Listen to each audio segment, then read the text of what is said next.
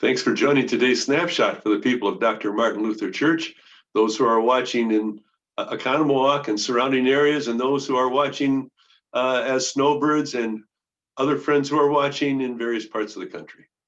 Well, today's snapshot is going to be a conglomeration of smaller items. I first want to tell you about an incident that happened yesterday.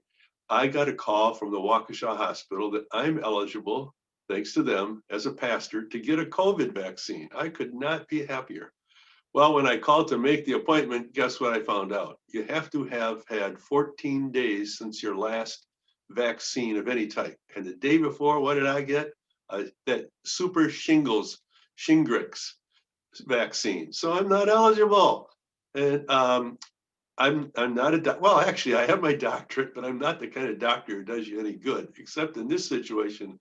I'm smart enough to tell you that if you have a vaccine that you're thinking about getting that isn't crucial, you might want to hold off, because you never know when that COVID vaccine is going to be open to you. Well, I'll try again in a couple of weeks. I'm so anxious not to have any risk to members of the church. I got to tell you about what happened back in 2004. When the Milwaukee Journal-Sentinel asked the Synod if there were any pastors who were adding a service on Christmas Eve 2004 because the Vikings were going to play the Packers around the time that there would be a Christmas Eve service at 5 o'clock.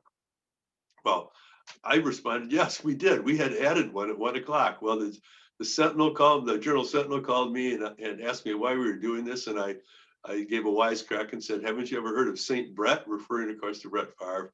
Well, that got picked up by the Minneapolis Star Tribune and made it all the way into Sports Illustrated, where I was quoted. It was one of the proudest moments of my life, because I'm an avid reader.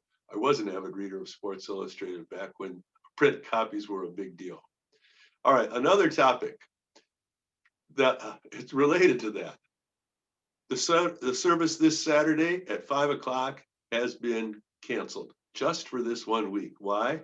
Because the Packers are playing at 3:35, and over half the people who come to that small gathering on Saturday night are Packers fans. So I made a few calls, and it seems like that's the best thing for us to do. If I'd have been a good pastor, I would have moved the time up from 5 o'clock to 2 o'clock, and there would have been a problem, but it's too late now. We've called a lot of people.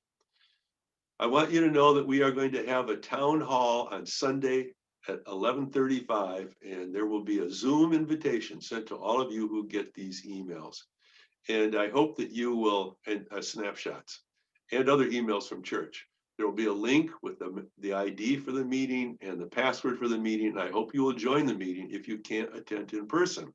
I hope you can attend in person if you're comfortable doing that and have been coming to indoor church.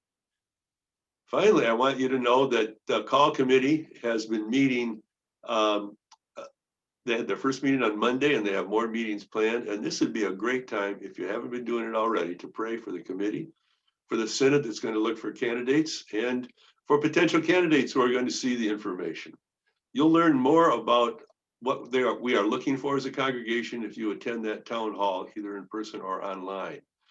The mission exploration team has done an amazing amount of work, so faithfully working at describing our congregation with a 40+ page report, which is going to be summarized in about 10 minutes at the town hall meeting. So I hope you will participate. I think that's all I need to talk about today. There'll be more substance, as I said, I promise. Let's close with this hymn. Blessed be the tie that binds our hearts in Christian love. The unity of heart and mind is like to that above. God bless you today.